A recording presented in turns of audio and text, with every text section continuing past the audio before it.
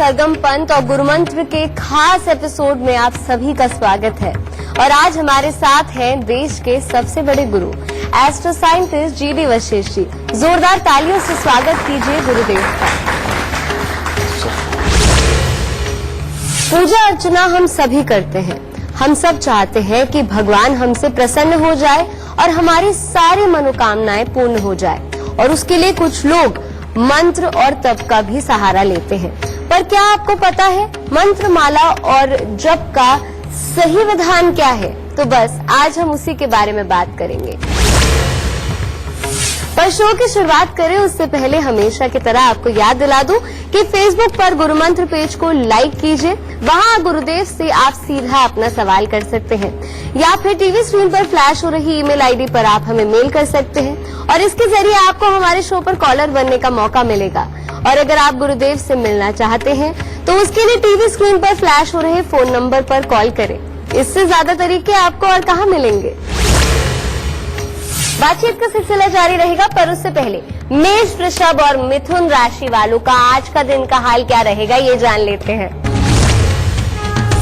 तो आज सबसे पहले स्टार्ट करते हैं मेष राशि से। आपको परिवार का सुख उत्तम प्राप्त होगा। भाग्य से आपको अच्छा सहयोग भी मिलेगा, परंतु घर परिवार में किसी को स्वास्थ्य संबंधी दिक्कत आ सकती है, और धन का आज बहुत सोच समझ के प्रयोग करेंगे तो दिन उत्तम होगा। वृषभ राशि वालों के लिए अपने लिए तो दिन बहुत ही उत्तम है। पढ़ने लिखने वाले बच्चे जो हों या खेलकूद में प्रतियोगिता में हिस्सा लेने वाले बच्चे हों, उनके लिए काफी अच्छा सफलता का दिन, और कामकाज भी करने वाले लोगों के लिए अच्छा समय है। परंतु पारिवारिक परिस्थितियां वो अनुकूल न होने के कारण अनबन के योग घर में ही बनने लिखे हैं, इसलिए थोड़ा संयम से काम लें। मिथुन राशि वालों के लिए हर तरह से दिन उत्तम रहेगा। कोई शुभ समाचार की प्राप्ति भी हो सकती है। मित्रों के साथ अच्छा समय व्यतीत होगा। पारिवारिक जिम्मेवारियों को भी आप बहुत ही अच्छी तरह से निभाएंगे आज, परंतु स्वास्थ्य का थोड़ा ख्याल रखिएगा। गुरुदेव, आज हम बात कर रहे हैं पूजा अर्चना की, मंत्र उच्चारण की। तो मेरा सवाल आपसे यह है, कुछ लोग सालों साल ये सब करते रहते हैं पर उनकी मनोकामनाएं पूर्ण नहीं होती, ऐसा क्यों होता है? बेटा, पहले तो मैं तेरे को ये बात बता दूं कि सारी दुनिया वो ग्रह योग या वो काबिलियत लेकर के नहीं पैदा होते कि वो अपनी लाइफ में सारे ही काम कर सके। ठीक है, ये चीज तो होता ही है। और उसी में से एक चीज ये भी होती है कि बृहस्पति जब बहुत ही अच्छे घरों में जन्म कुंडली के होते हैं तो किताब या ज्योतिष ये प्रेडिक्ट करता है कि इसके पास अलौकिक शक्ति, अलौकिक ताकत या दूसरा जहान यानी कि परमात्मा की तरफ को कहा जाता है कि उस तक पहुंचने की भी ताकत है, या वहां की शफाएं और दुआएं पाने की ताकत है। ठीक है, तो ये जन्म कुंडली ही डिसाइड करती है कि कौन इंसान पूजा कर सकता है। अब उसी के अंदर जब बृहस्पति किसी खराब घर के अंदर बैठा हो और या खराबी की अवस्था के अंदर दूसरे ग्रहों की वजह से हो जाए, तो वहीं पर लाल किताब ही प्रेडिक्ट करती है कि ये सिर्फ इस जहां का मालिक होगा, ये सिर्फ इस जहां के लिए पैदा हुआ है, ये अलौकिक शक्तियों को प्राप्त नहीं कर सकता, दूसरे जहां को पाने की काबिलियत इसके अंदर नहीं है।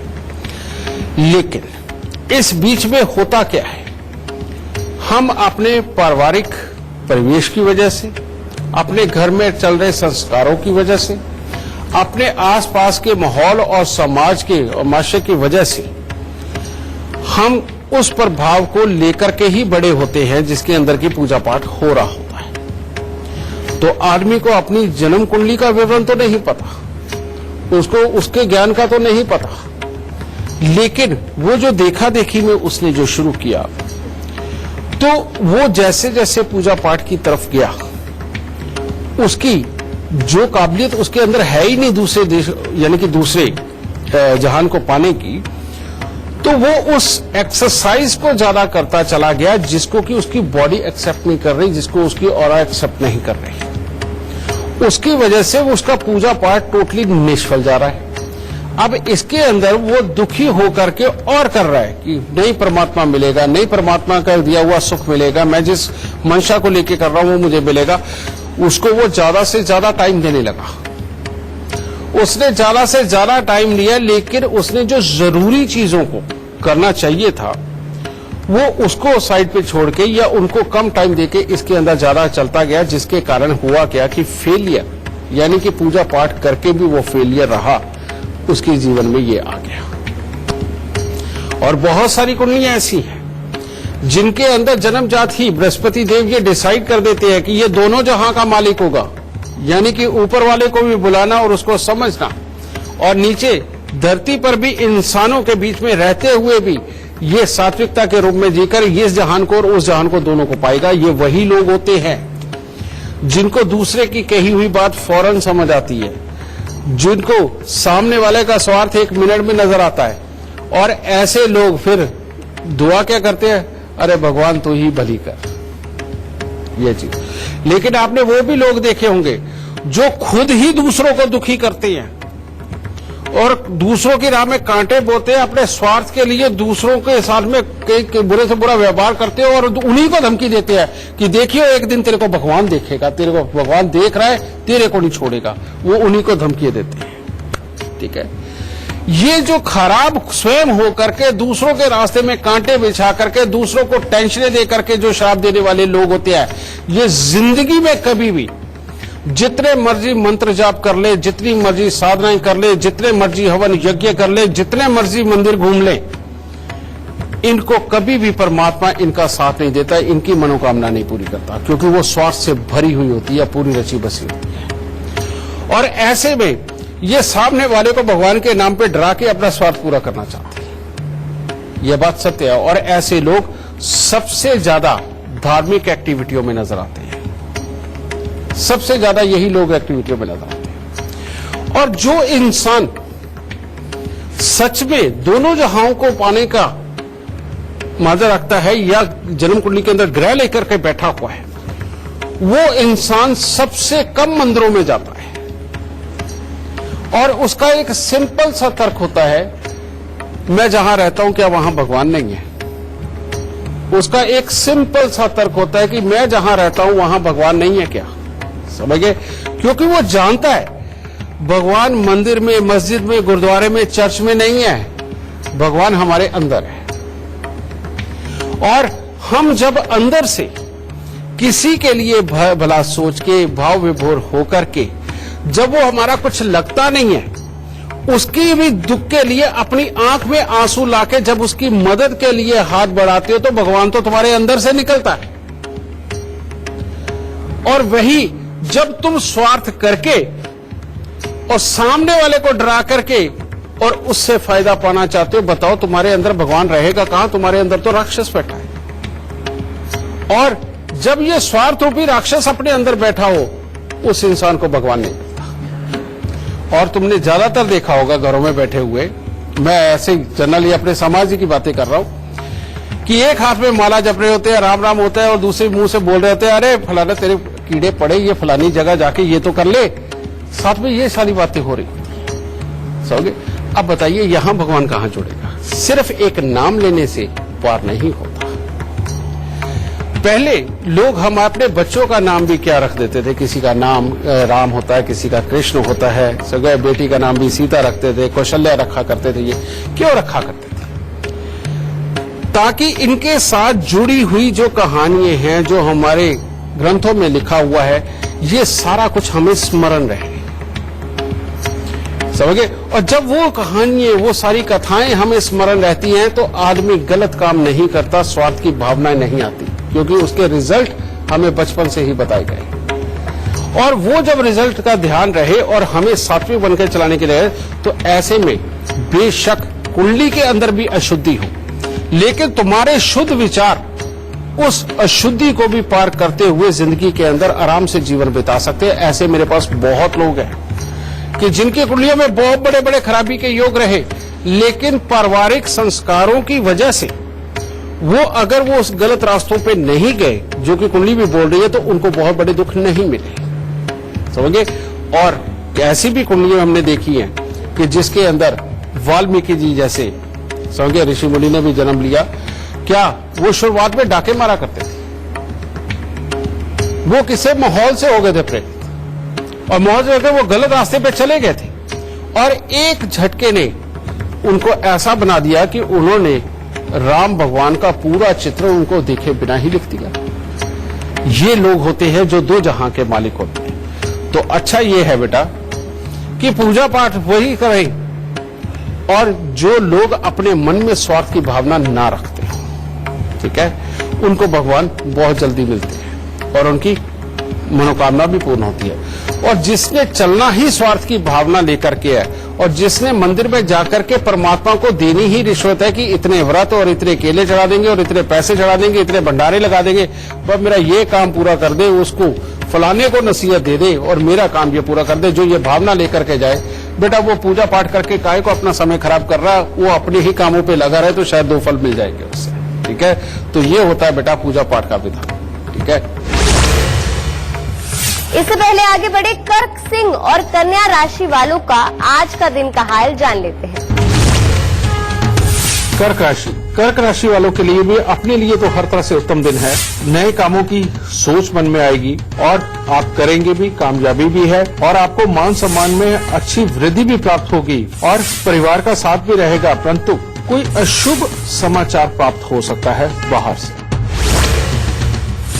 सिंह राशि वालों को आज अपना कामकाज तो अच्छा बढ़ता हुआ नजर आएगा, उसमें से जो पैसा आना चाहिए वो भी अच्छा प्राप्त होता हुआ महसूस होगा। धार्मिक कार्यों की तरफ भी मन काफी आकर्षित होगा, परंतु धन को लेकर के मानसिक तनाव बढ़ सकता है। कन्या राशि वालों के लिए आज का दिन कोई खास उत्तम नहीं है। परिवार के लोगों के साथ तो समय अच्छा व्यतीत होगा, परंतु आपके ऊपर किसी प्रकार का आरोप लग सकता है। आपको स्वास्थ्य के प्रति भी विशेष सावधानी रखने की आज के दिन आवश्यकता है। गुरुदेव, तो सही विधि विधान भी यही है, मंत्र माला जाप का।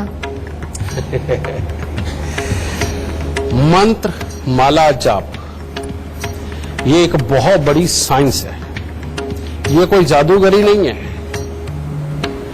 ये कोई आशीर्वाद से भी नहीं चलती।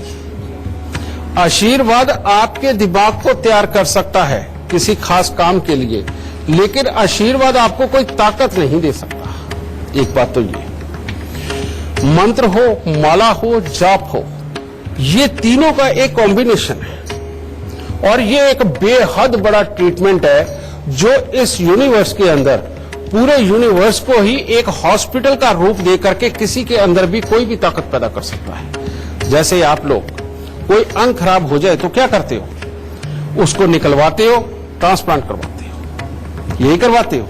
आजकल तो दिल भी होने लग गया है, ठीक है। ये आजकल हो रहा है, पुराने समय से तो हमारे ऋषि मुनियों ने ये सारी विद्या पहले से ही बना रखी थी। वो क्या करते थे, डायरेक्ट पार्ट नहीं निकालते थे, वो डायरेक्ट उसी को रिन्यू कर देते थे, उसी को ऐसा कर देते थे कि उसकी ताकत ही बढ़ जाए। अगर वो खराब हो रहा है तो वो ठीक हो जाए, अगर ताकत नहीं है तो वो आ जाए। ये सारा कुछ ये किससे होता था संभव? उन्होंने मंत्र बनाए, ठीक है। अब एक मंत्र मैं बोलता हूं, ओम नमः शिवाय, ओम नमः शिवाय। क्या हो रहा है? आप आंख बंद करके देखो, बड़ी शांति महसूस हो रही है, बहुत शांति महसूस हो रही है, ठीक है। अब एक मंत्र, एम ह्लीम क्लीम चामुंडाय बिचे, एम ह्लीम क्लीम चामुंडाय। आप आंख बंद करके देखो, बड़ी शांति महसूस हो रही है, बहुत शांति महसूस हो रही है, ठीक है। अब एक मंत्र, एम ह्लीम क्लीम चामुंडाय बिचे, एम ह्लीम क्लीम चामुंडाय बिचे। अब क्या हो रहा है? ध्वनि जागृत हो रही है। आप आंख बंद करके देखो, एक कंपन आ रहा है, समझ गए? अब एक तो हो गया ये। इससे क्या, आपके बोलने से जो वाइब्रेशनें निकल रही है, ये एक ताकत को जन्म दे रही है। जैसे बूंद बूंद से गागर भरता है ना, आपके एक एक मंत्र से एक शक्ति इकट्ठी हो रही है। अब इसके अंदर होता क्या, अगर नमः शिवाय का जाप करना है तो आपको करना पड़ेगा पीले रंग का रुद्राक्ष, वो लेकर के उसकी माला जाप करिए। ये माला जाप से क्या होता है? माला जाप यहीं पे होता है, यही हो रहा होता है, ठीक है जी। इसके अंदर क्या, आपके मुंह से एक ध्वनि निकली, ये माला ने पकड़ी, ध्वनि निकली, माला ने पकड़ी, वो ऐसे ऐसे घूमती जा रही है, ऐसे ऐसे घूमती जा रही है। तो इसमें हो क्या रहा है, ये धीरे धीरे करके जो वाइब्रेशन एक ताकत के रूप में आपके अंदर आ रही है, ये यहां पर इकट्ठी होती जा रही है, इकट्ठी होती जा रही है, इकट्ठी होती जा रही है। और रोज आप उसी स्थान के ऊपर पूजा पाठ करोगे, अगर अलग अलग जगह पे बैठ के मंत्र उच्चारण किया तो उसका कोई फल नहीं होगा। इसीलिए हमारे पुराने ग्रंथों के अंदर यह समझाया गया कि रावण ने फलानी जगह बैठ के एक ही शिला पे बैठ के इतने साल तपस्या करी, ये फलाने ऋषि मुनि ने फलानी गुफा के अंदर बैठ के इतनी तपस्या करी, ये फलाने अनजाने नदी के अंदर खड़े होकर इतने साल तपस्या करी। क्योंकि एक ही जगह पर जब खड़े होकर के आप एक एनर्जी को बढ़ाते चले जाते हो, मंत्र उच्चारण से बढ़ाते चले जाते हो, तो एक बहुत बड़ा शक्ति पिंड तैयार हो जाता है। वो वाली शक्ति तैयार हो जाती है जिसकी आपको जरूरत है, जिसको डिसाइड करके तुमने ये पहले ही तय कर लिया था कि मुझे ये शक्ति चाहिए। और वो शक्ति जब आपकी बॉडी के अंदर आती है, उसके साथ टकराव कर करके आपके ऑरा के अंदर एक बहुत बड़ा बदलाव, जिस ऑरा के अंदर आपके 7 रंग है उसके अंदर वो समा करके अपनी जगह ज्यादा से ज्यादा बना करके आपके अंदर चेंजेस लाती है, एक स्पेशल ताकत पैदा करती है। समझ गए? तो ये बनता है बेटा ट्रीटमेंट। अब ये जो देवता बनाएंगे किस लिए बनाएंगे? हमें बताया गया कि अगर तुम्हारा स्वास्थ्य ठीक नहीं, तुम बीमार रहते हो, कमजोर हो, तुम्हें खाना पीना नहीं लगता, अरे हनुमान जी के मंत्रों का जाप करो ना, ताकत मिलेगी। समझ गए? आपके घर में अशांति, आपका दिमाग गर्म रहता है, हालात खराब है, आपको कभी भी गुस्सा चढ़ जाता है, अरे करो ना भोलेनाथ के मंत्रों का जाप, देखो कितनी शांति आती है। समझ गए? आप कमा नहीं पा रहे, आप कोशिश कर रहे हो, लेकिन उसके बावजूद वो चालाकी नहीं आ पा रही जिससे आप बाहर जाकर के व्यापार कर सको, आप करो ना मां लक्ष्मी के मंत्र, श्री के मंत्र, ठीक है, एम ह्लीम क्लीम श्रीम बोलो, देखो जरा कैसे दिमाग की नसें खुलती है और आप व्यापार के लिए कैसे तैयार होते हो।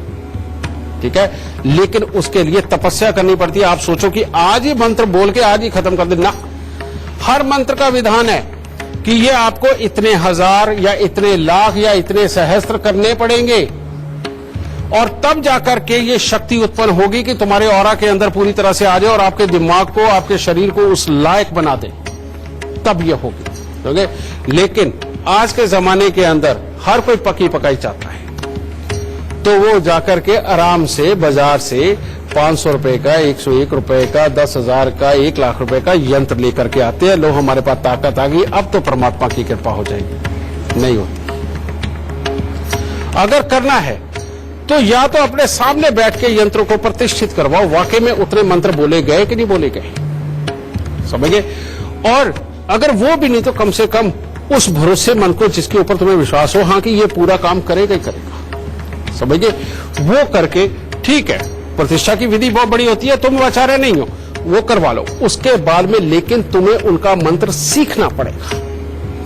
वो एक ही मंत्र होता है जिसको अगर तुम हफ्ते में एक बार भी पूरे तरीके से बोल लोगे तो वो शक्ति जागृत रहेगी और वो तुम्हारे ऑरा में आती रहेगी, तुम्हारे दिमाग को, तुम्हारे नसीब को, तुम्हारे शरीर को उसके लिए तैयार कर देगी और तुम वो फल जरूर पाओगे। इसीलिए हमारे यहां पर भी जैसे अब ये दशहरा आएंगे, दशहरे से मंत्र प्रतिष्ठा शुरू हो जाती है, जो हमारे यहां दस्यों, समझिए, आचार्य बैठ करके सुबह शाम वो मंत्र जाप करते हो, और जगह जगह से लोग आते हैं जो अपने लिए यंत्र निर्धारित करके जाते हैं, उनके वो सामने बन रहे होते हैं। दशहरे से लेकर दिवाली तक वो लोग स्वयं भी 2-3 चक्कर मार के आकर के देखते हैं कि किस तरह से हमारे काम हो रहे हैं, और स्वयं भी वो संकल्प दे करके जाते हैं बार-बार, समझे?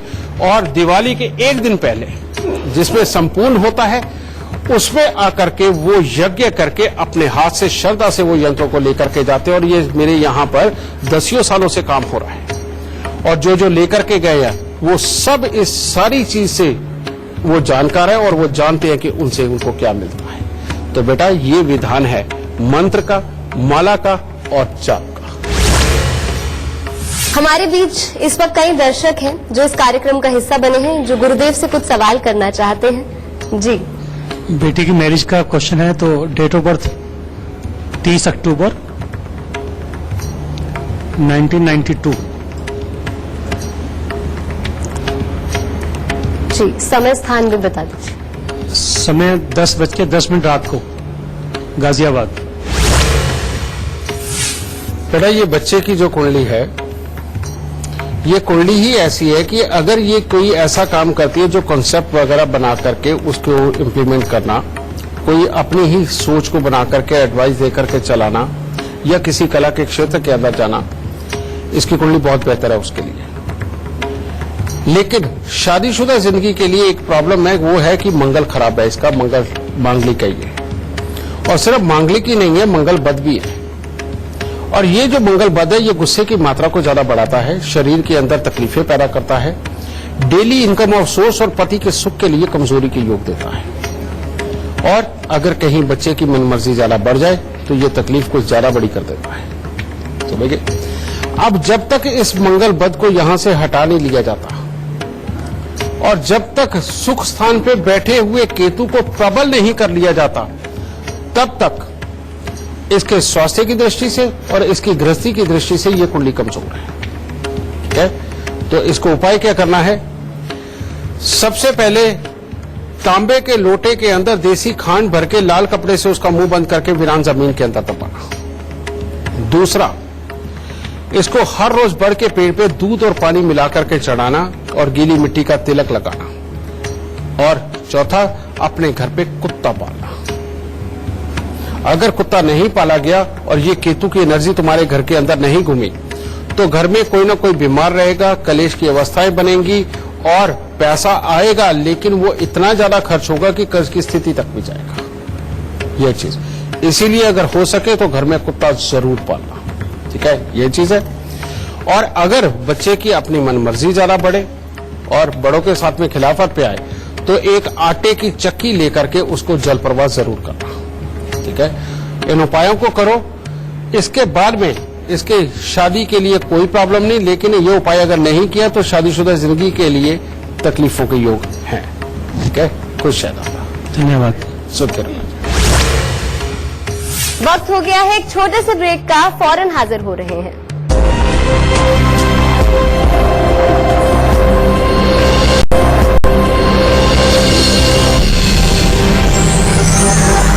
ब्रेक के बाद आप सभी का स्वागत है। मैं हूं सरगम पंत और आप देख रहे हैं गुरु मंत्र। बातचीत का सिलसिला जारी रहेगा, पर उससे पहले तुला, वृश्चिक और धनु राशि वालों का आज का दिन का हाल कैसा रहेगा ये जान लेते हैं। तुला राशि वालों के लिए खट्टा मीठा दिन। जो लोग बिल्कुल सीरियसली आज के दिन कोई पढ़ाई लिखाई में या प्रतियोगिता में जाना चाहते हैं, उनके लिए अच्छा दिन नहीं है और कामकाज में मन नहीं लगेगा। परंतु अगर आज आप मौज मस्ती में रहना चाहते हैं तो उसमें परिवार का अच्छा सुख और सहयोग भी मिलेगा और शरीर में भी फुर्ती बनी रहेगी।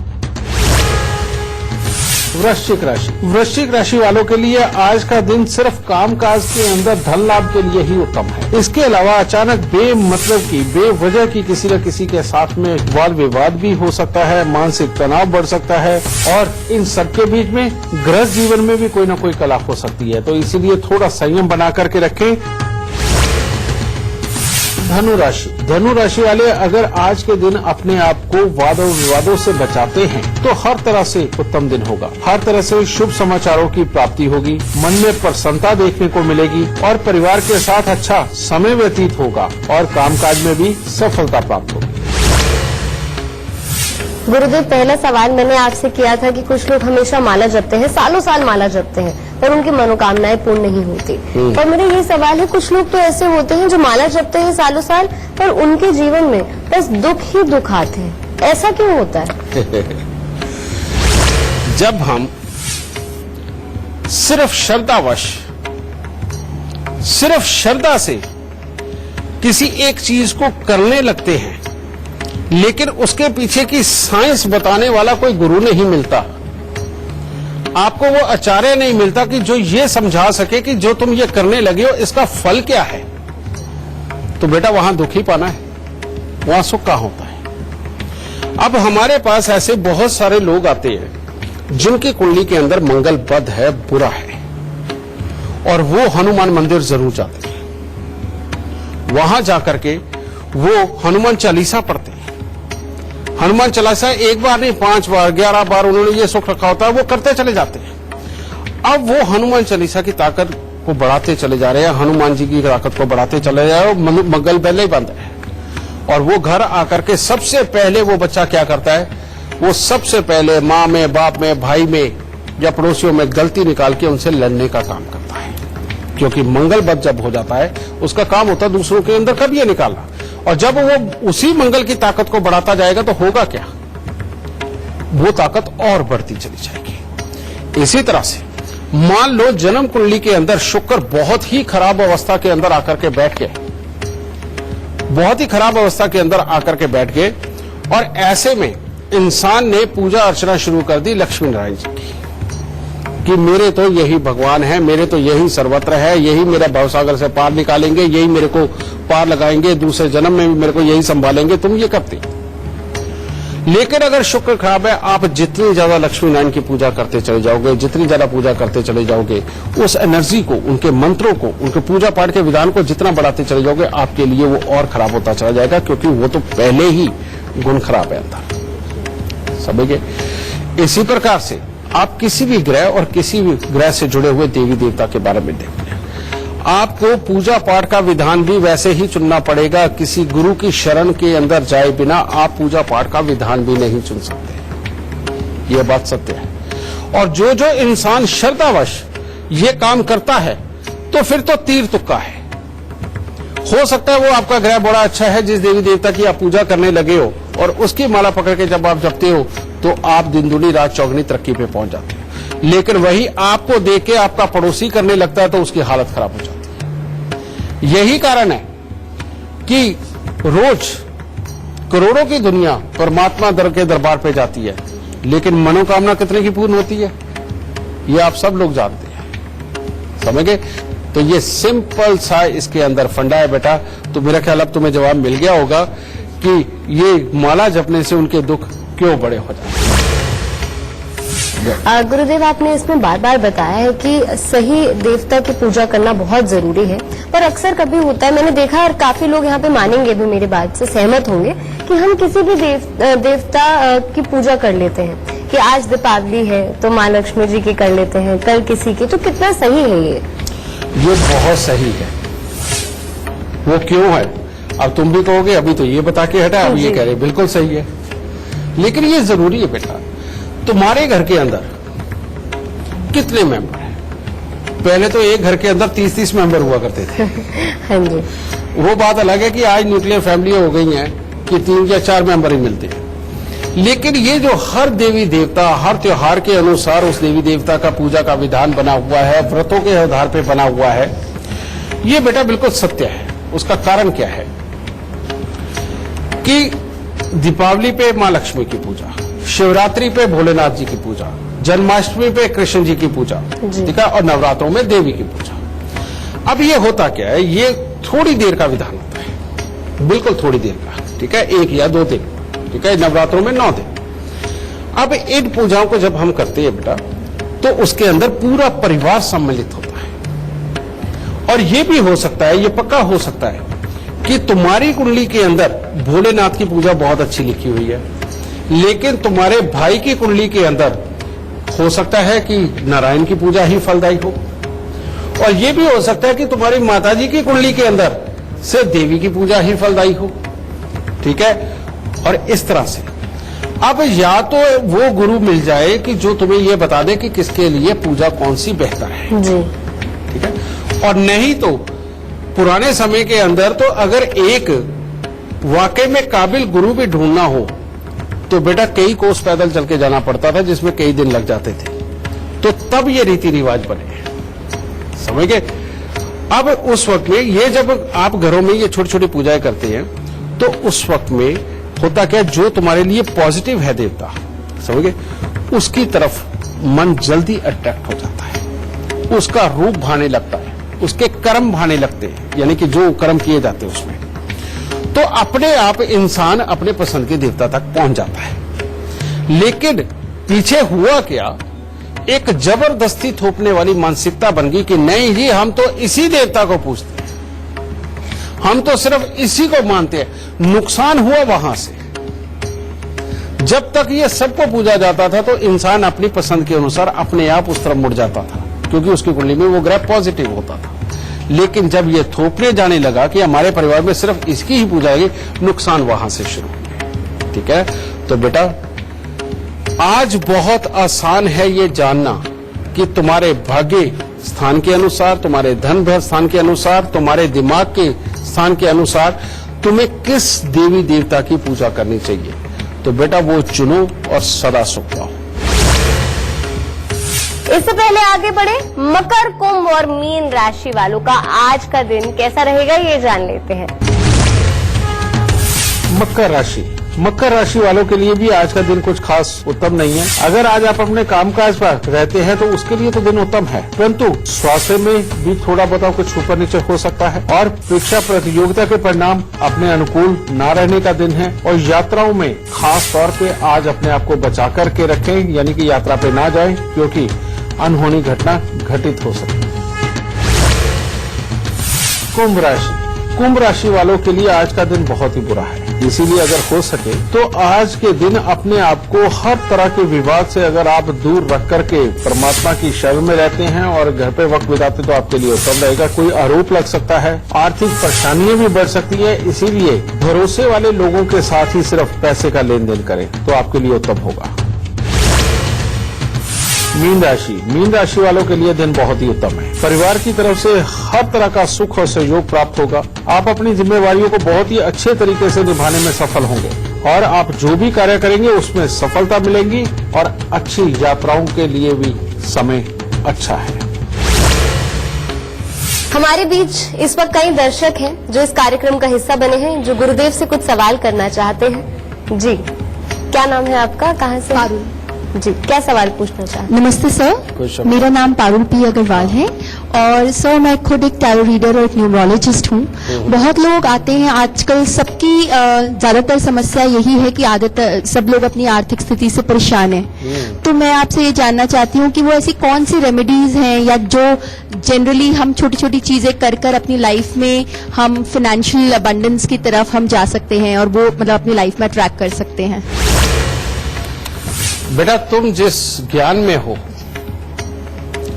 ये इतनी बड़ी साइंस है कि हम 4 जीवन लेकर के भी अगर इसको पाना चाहे तो संपूर्ण नहीं कर सकते। इसको बोलते हैं सामुद्रिक विज्ञान, यानी कि वो समुद्र जिसके अंदर आज तक कोई भी एक इंसान तो नहीं खोज पाया कि कहां कहां पे क्या क्या है, कहां हीरे मोती मिलते हैं, कहां कटीले जानवर मिलते हैं, कहां पत्थर पड़े, कुछ भी ये चीज। लेकिन आज तुम्हें मैं एक बहुत बड़ी चीज देके भेजूंगा। इस धरती पर अक्षत क्या है ये तो जानते होंगे।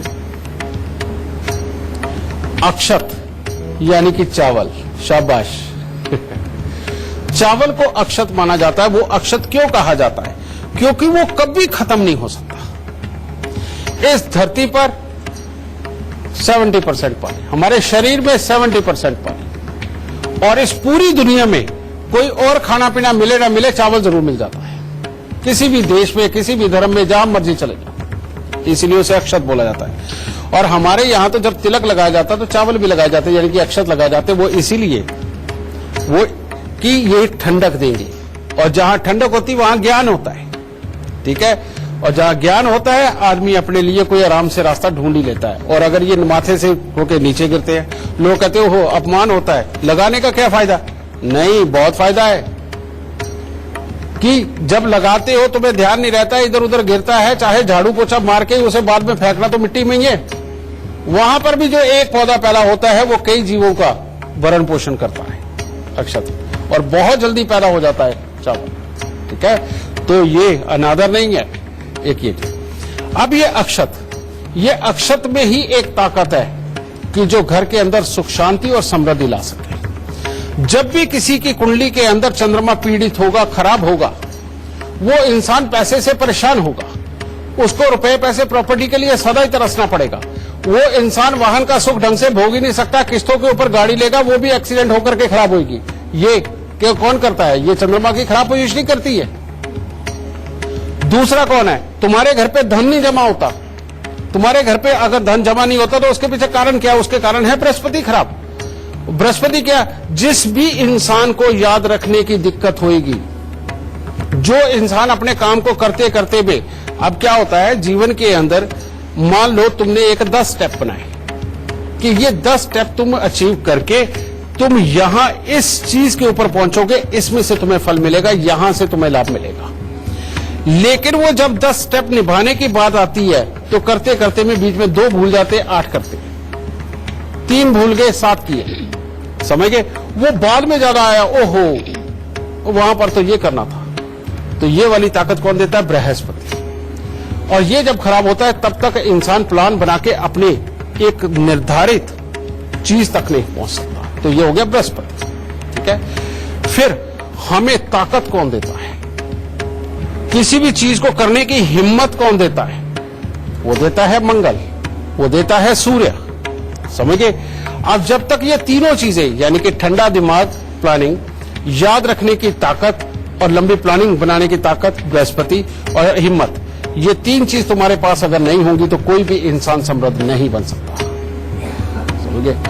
और इन तीनों को अच्छा करने के लिए जन्म कुंडली के अंदर किसी भी आधार पर ये ग्रह बैठे हों, इन तीनों को या तो चौथे घर में पहुंचा दो या दूसरे घर में पहुंचा दो, क्योंकि तीनों का चौथा स्थान भी बेहतर है और दूसरा स्थान भी बेहतर है। दूसरे स्थान से लिक्विडिटी आती है, जिससे पैसा आता है, समझ गए। इसीलिए ज्यादा बोलने वाले लोग पैसा पैदा कर ही लेते हैं, क्योंकि उनका दूसरा स्थान बड़ा एक्टिव होता है, ठीक है।